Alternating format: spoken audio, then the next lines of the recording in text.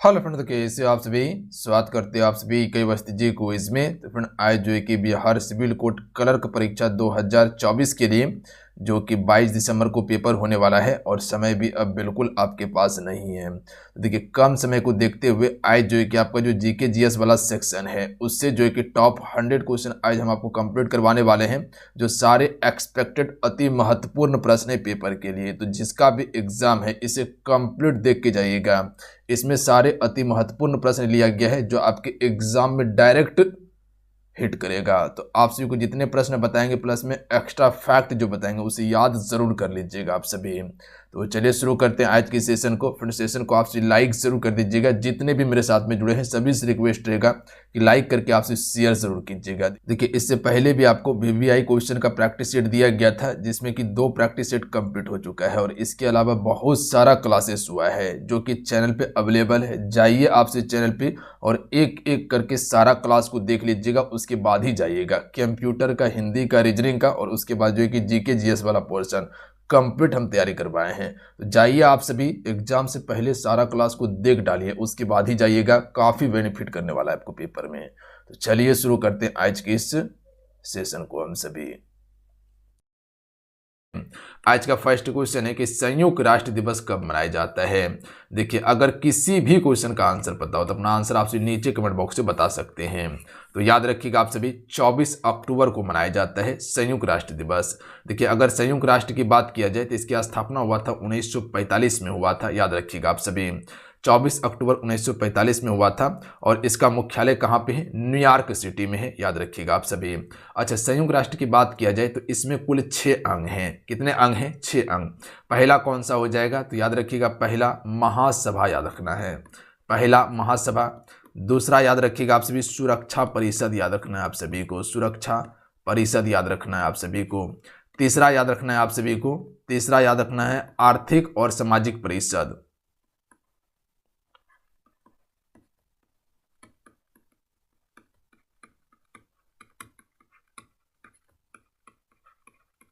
आर्थिक और सामाजिक परिषद चौथा आपको याद रखना है। उसके बाद ट्रस्टीशिप परिषद याद रखिएगा आप सभी। और उसके बाद जो आप सभी को याद रखना है, पांचवा याद रखना है आप सभी को अंतर्राष्ट्रीय न्यायालय।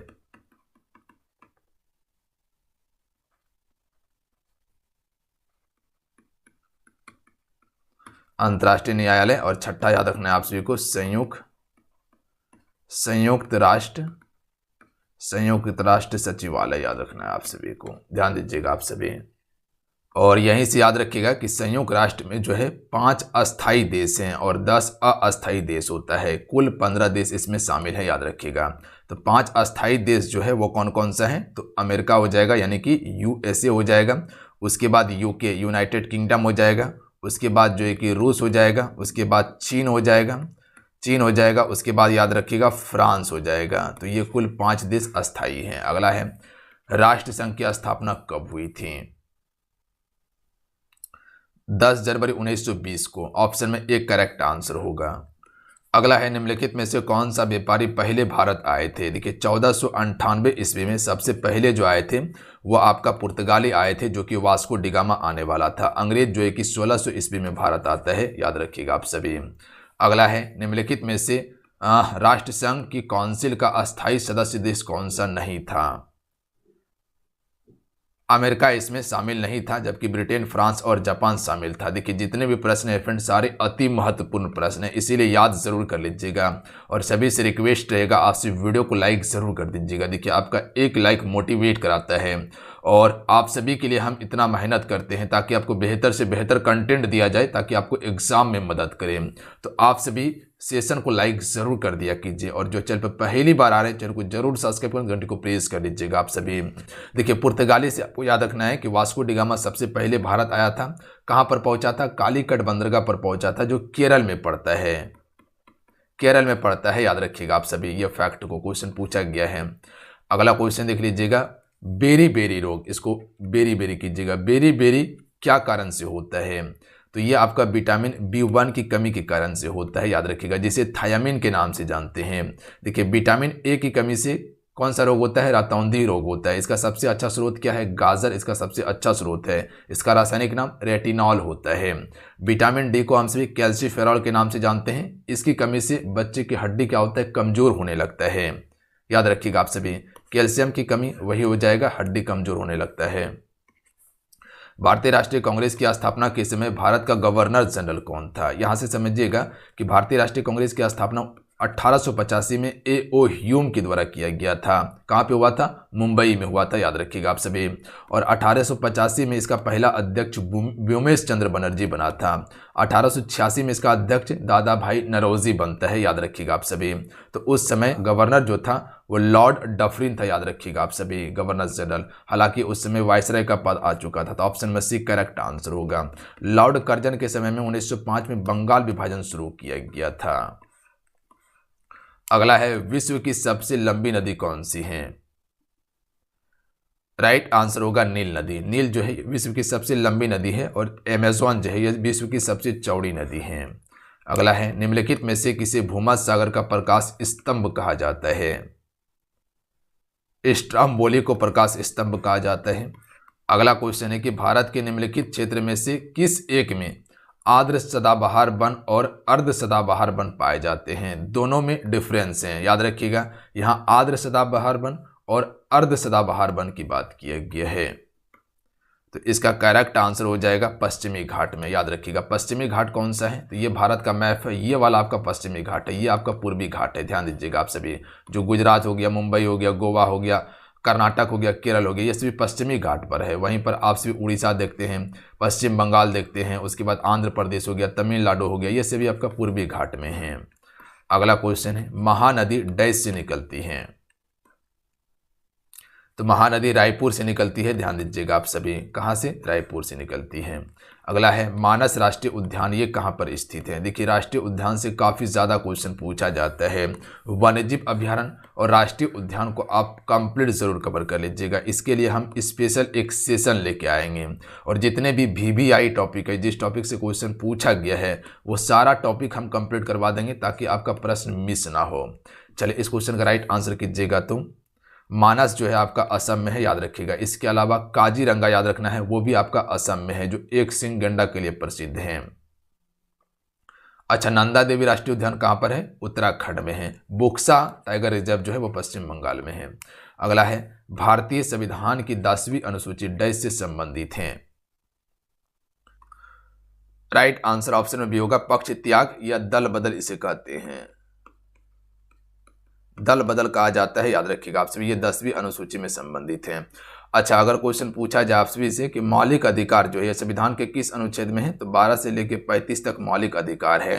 अच्छा, नीति निर्देशक तत्व, तो ये आपका 36 से लेकर 51 तक होगा। मौलिक अधिकार जो है ये संविधान के भाग 3 में है, याद रखिएगा आप सभी। और नीति निर्देशक तत्व संविधान के भाग 4 में है। अच्छा, मौलिक कर्तव्य के बारे में एक बार क्वेश्चन पूछा गया था, ये आपका किस अनुच्छेद में है?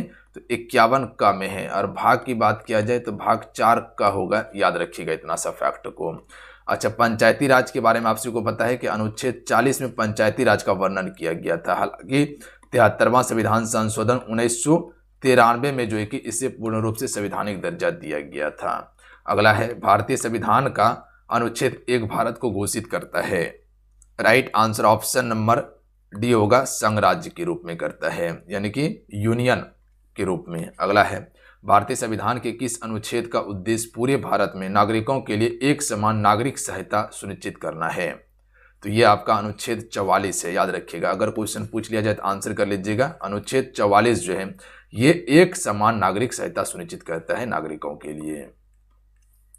भारतीय संविधान की समवर्ती सूची के मामले में कौन देखता है? देखिए, सूची आपका 3 है। एक आपका संघ सूची है, एक आपका राज्य सूची है और एक आपका समवर्ती सूची है। यहां पर समझिएगा आप सभी। देखिए, संघ सूची में ये केंद्र सरकार अपना कानून बनाएगा, याद रखिएगा आप सभी। कौन सा सरकार? केंद्र सरकार। राज्य सूची में ये राज्य सरकार अपना कानून बनाएगा और समवर्ती सूची में जो होता है ये केंद्र प्लस राज्य दोनों मिलकर कानून बनाएगा इसमें। तो याद रखिएगा आप सभी। बात समझ गए आप सभी? बिल्कुल। अगला क्वेश्चन है, तो इसका राइट आंसर क्या हो जाएगा? केंद्र और राज्य दोनों होगा।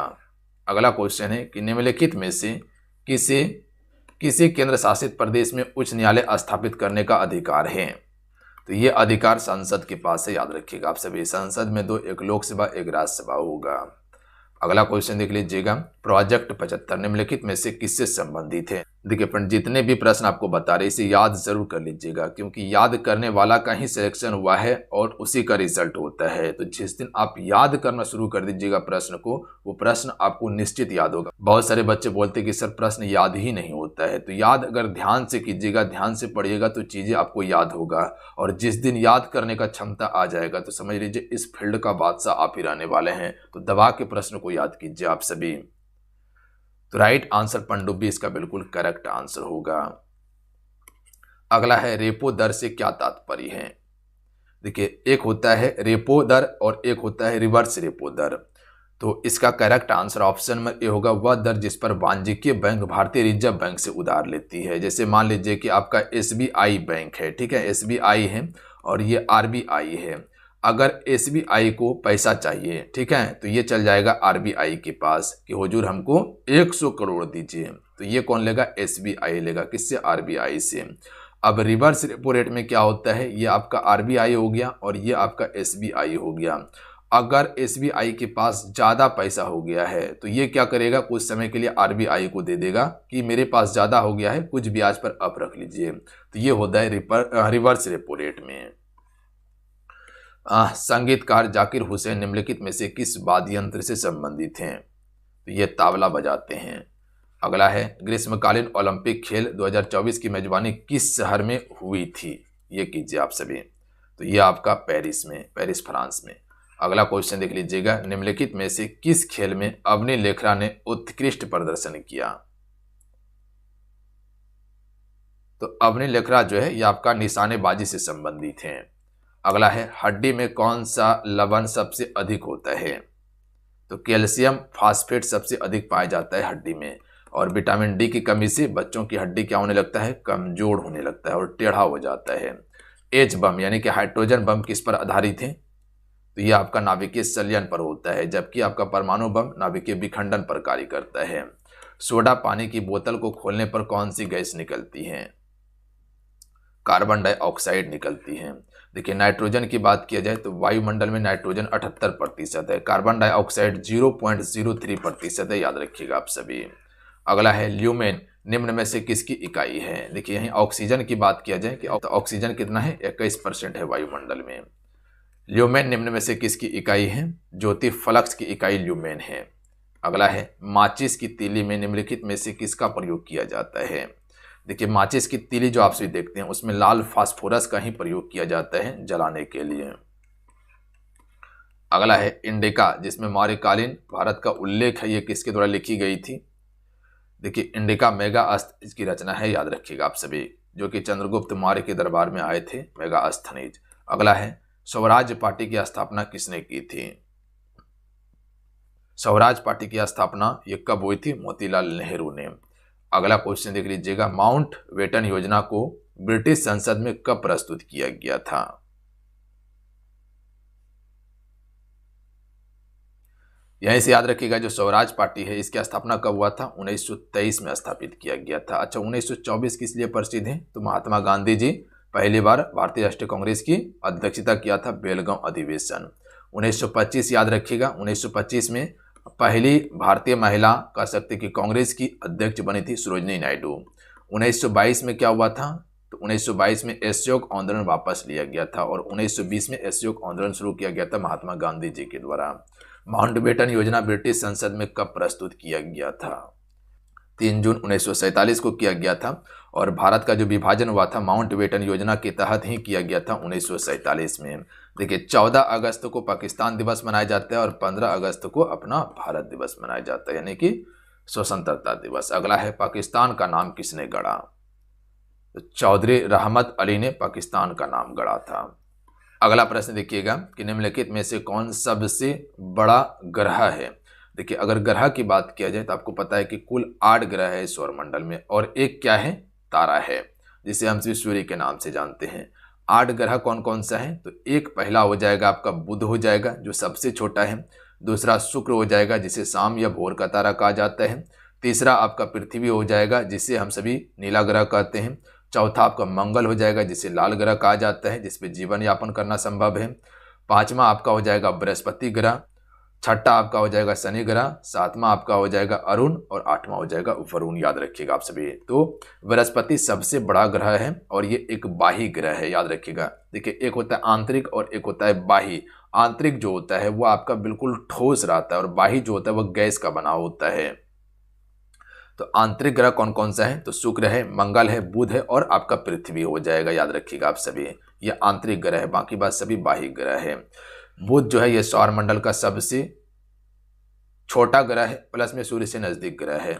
और शुक्र के बारे में याद रखिएगा कि यह सौरमंडल का सबसे गर्म ग्रह है। अगला है, भारत में मानसून की अवधि औसतन डैश अवधि का होता है। तो ये आपका लगभग जो है कि 100 से लेकर 120 दिन का होता है। अगला है, निम्नलिखित में से कौन भारत और चीन के बीच स्थित एक पहाड़ी दर्रा है? काराकोरम गलियार, ये भारत और चीन के बीच है। अगला है, निम्नलिखित में से कौन सी नदी 2 बार भूमध्य रेखा को पार करती है? देखिए, भूमध्य रेखा भारत से नहीं गुजरती है, भारत से कर्क रेखा गुजरती है, याद रखिएगा। और ये भारत के 8 राज्यों से होकर गुजरती है। भारत को 2 भाग में विभाजित करती है, उत्तर और दक्षिण भाग में। तो यहाँ भूमध्य रेखा को 2 बार काटने की बात किया गया है, तो ये आपका जायरे नदी होगा, ऑप्शन में ए। अगला है, भारतीय मानक समय ग्रीनविच मध्य समय यानी कि जीएमटी से कितना आगे है? देखिए, जीएमटी की बात किया जाए यानी कि ग्रीनविच मध्य की बात किया जाए तो ये 0 डिग्री देशांतर के नाम से जाना जाता है और इससे जो है कि अपना मानक समय जो है 5.5 घंटा आगे है। और ये भारत के 5 राज्यों से होकर अपना मानक समय गुजरती है। पहला आपका यूपी, जो कि इलाहाबाद के नैनी नामक स्थान से गुजरती है। दूसरा हो जाएगा आपका एमपी हो जाएगा, मध्य प्रदेश। तीसरा आपका छत्तीसगढ़ होगा। चौथा उड़ीसा हो जाएगा और एक आंध्र प्रदेश होगा, याद रखिएगा। अगला क्वेश्चन है कि रिवर्स रेपो दर वह दर है जिस पर, तो अभी आपको समझाए थे। इसमें क्या होता है, बैंक रिजर्व बैंक में अपना अतिरिक्त धन जमा करता है, यानी कि मान लीजिए एसबीआई बैंक है, उसके पास ज़्यादा पैसा हो गया तो वो रिजर्व बैंक को दे देता है, कुछ ब्याज लेगा, फिर उससे इंटरेस्ट लेगा। अगला प्रश्न है कि इनमें से कौन सा हमारी संसद का हिस्सा नहीं है? तो मुख्य न्यायाधीश संसद का हिस्सा नहीं होगा, जबकि राष्ट्रपति लोकसभा और राज्यसभा होगा। राज्यसभा है जबकि मुख्य न्यायाधीश नहीं है, ये अलग है। अगला है, धन विधेयक के संबंध में निम्नलिखित में से कौन सा कथन सत्य है? देखिए, अगर धन विधेयक की बात किया जाए तो ये लोकसभा का अध्यक्ष यह निर्णय करता है कि विधेयक धन विधेयक है या नहीं, ये बिल्कुल सत्य कथन है। बाकी बात सारा कथन क्या है, धन विधेयक के बारे में गलत है। तो याद रखिएगा ऑप्शन नंबर सी, ये निर्णय कौन करता है? लोकसभा का अध्यक्ष करता है, ध्यान दीजिएगा आप सभी। अगला क्वेश्चन है कि संविधान का कौन सा अनुच्छेद संसद को संविधान में संशोधन करने की शक्ति प्रदान करता है? देखिए, संविधान का भाग 20 जो है, ये 20 जो है ये आपका संविधान संशोधन से ही संबंधित है। अनुच्छेद 368 हो जाएगा। लिया गया था संविधान संशोधन की प्रक्रिया अफ्रीका देश से, अफ्रीका से लिया गया था।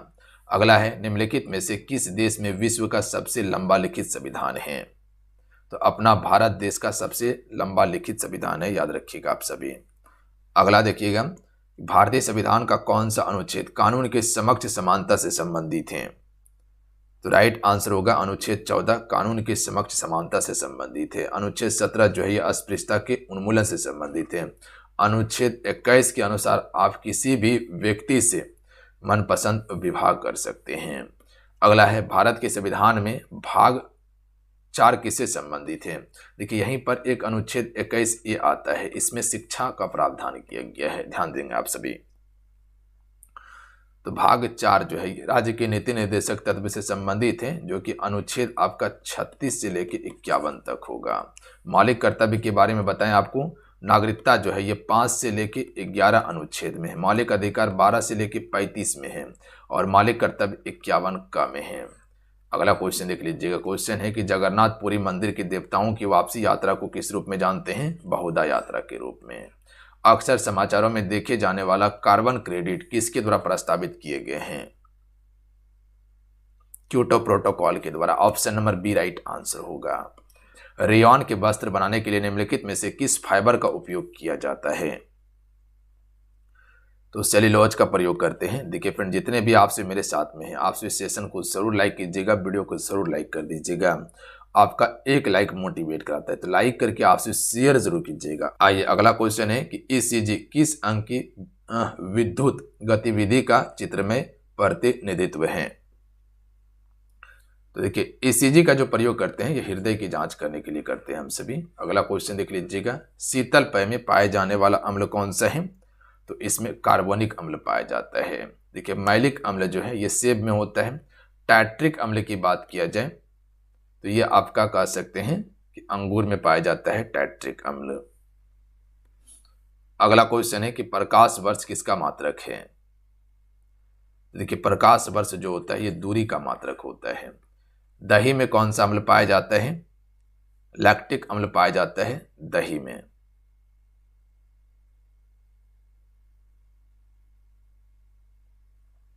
एस्कॉर्बिक अम्ल जो देख रहे हैं ये विटामिन सी का रासायनिक नाम है एस्कॉर्बिक एसिड। अगला है सुरक्षा परिषद में वीटो का अधिकार किसे प्राप्त है। तो देखिए सुरक्षा परिषद में वीटो का अधिकार जो है वो 5 देश को ही प्राप्त है जो इसका अस्थायी देश होता है। तो सिर्फ अस्थायी राष्ट्र को प्राप्त है वीटो का। कैसे बताए थे आपको अस्थायी राष्ट्र के बारे में, कौन कौन था अस्थायी राष्ट्र, अमेरिका, यूनाइटेड किंगडम, रूस, चीन और फ्रांस था। इसी के पास वीटो का अधिकार है। तो कुल 5 देश के पास है। तो इसका राइट आंसर हो जाएगा सिर्फ अस्थायी सदस्य राष्ट्र को, सी करेक्ट आंसर होगा। अगला प्रश्न है कि पंचायती राज संस्थाएं मुख्य रूप से किसकी संस्थाएं हैं, स्वशासन की संस्था है। देखिए पंचायती राज की बात किया जाए तो पंचायती राज दिवस कब मनाया जाता है, 24 अप्रैल को मनाया जाता है। इसकी स्थापना जो हुआ था यानी कि संवैधानिक दर्जा जो मिला था 1993 में मिला था 73वां संविधान संशोधन के द्वारा। सबसे पहली बार पंचायती राज जो लागू हुआ था वो आपका राजस्थान के नागौर जिले में लागू हुआ था, 1959 में लागू हुआ था, जो पंडित जवाहरलाल नेहरू जी के द्वारा किया गया था। पृथ्वी की धुरी को दोनों सिरों को क्या कहा जाता है। तो जो पृथ्वी इस प्रकार से ग्लोब देखे होंगे इसका उत्तरी ध्रुव और दक्षिणी ध्रुव, इसे ध्रुव के नाम से जानते हैं। निम्न में से कौन सा देश सार्क का सदस्य नहीं है। इसमें ईरान शामिल नहीं है, जबकि आपका भूटान होगा, अफगानिस्तान होगा, मालदीव होगा।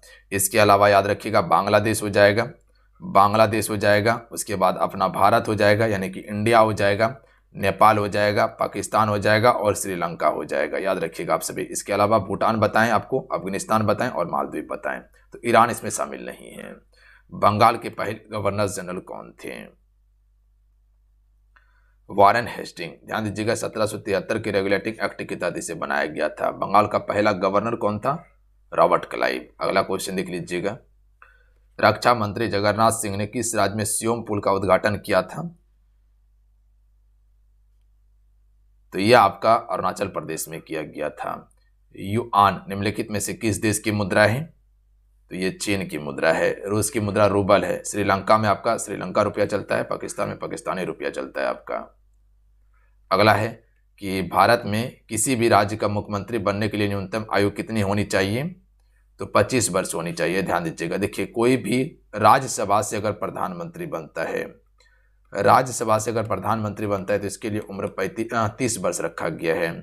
और लोकसभा की बात किया जाए, लोकसभा से अगर बनता है प्रधानमंत्री तो उम्र 25 वर्ष रखा गया है। राष्ट्रपति हो गया इसके लिए 35 वर्ष, राज्यपाल हो गया 35 वर्ष, उपराष्ट्रपति हो गया 35 वर्ष उम्र है। और पंचायत चुनाव जो होता है उसमें सदस्य बनने के लिए 21 वर्ष उम्र है। निम्न में से कौन सी मौसमी पवनों का उदाहरण है। मानसून पवने। अगला क्वेश्चन है कि केरल की मोनाजाइट रेत डैश से भरपूर है। तो थोरियम से भरपूर है। ऑप्शन में एक करेक्ट आंसर है। अगला है इंदिरा गांधी राष्ट्रीय कला केंद्र का मुख्यालय किस शहर में है। नई दिल्ली में। अगला क्वेश्चन है कि भारतीय संविधान के किस अनुच्छेद के अंतर्गत मंत्रीगण सामूहिक रूप से लोकसभा के प्रति उत्तरदायित्व होते हैं। अनुच्छेद 75 के अनुसार। अगला है अफगानिस्तान की राजधानी कहाँ पे है। काबुल इसकी राजधानी है। याद रखिएगा आप सभी, कहाँ पे, काबुल। अगला क्वेश्चन है कि डैश संचित और वर्षा आधारित क्षेत्र के लिए अच्छी तरह के अनुकूल उपयुक्त सतह जल निकासी होती है।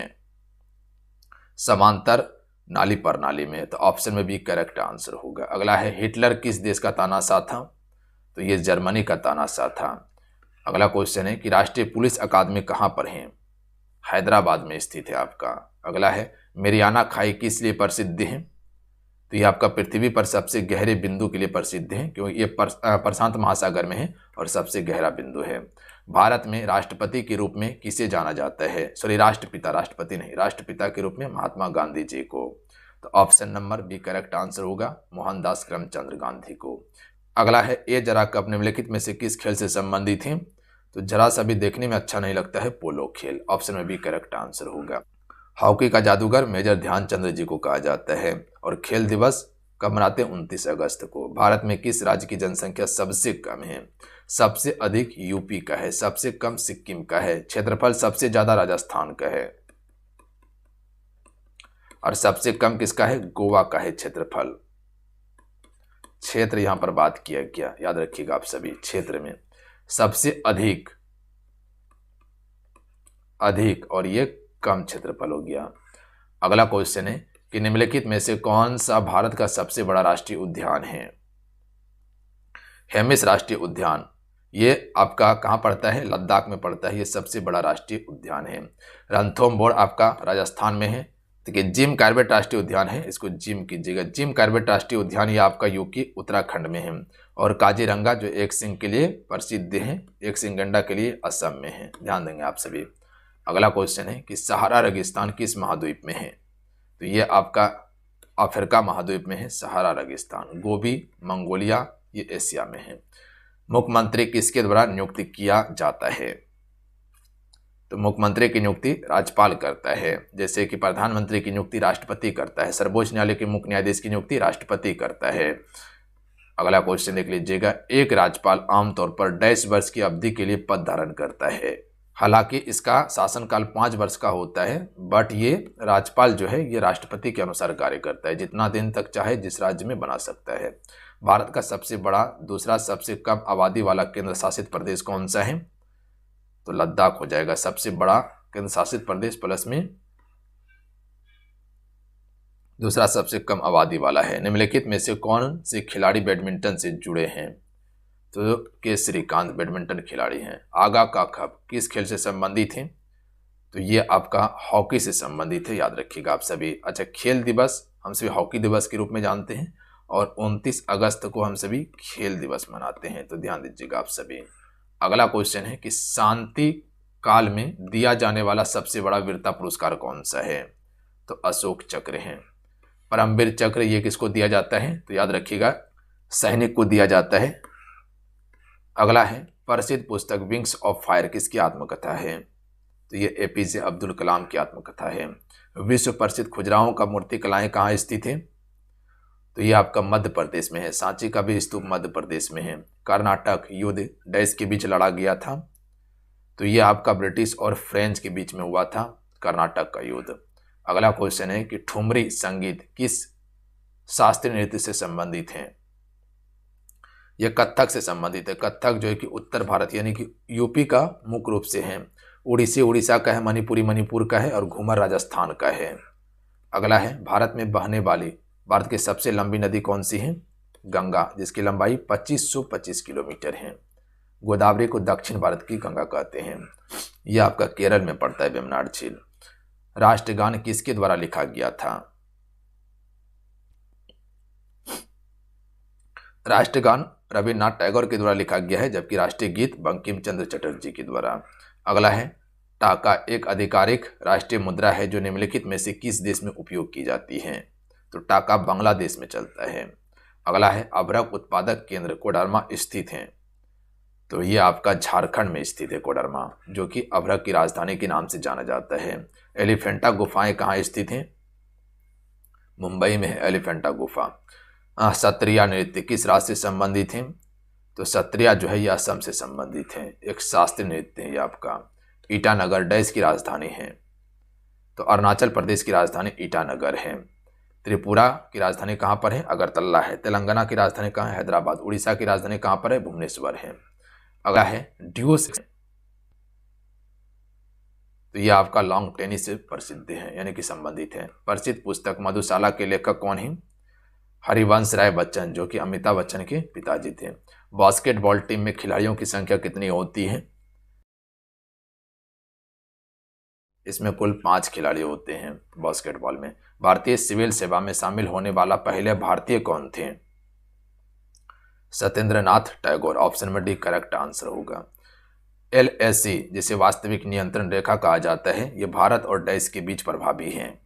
तो भारत और चीन के बीच में LAC है, और LOC की बात किया जाए तो ये भारत और पाकिस्तान के बीच में है। डिस्कवरी ऑफ इंडिया के लेखक कौन है?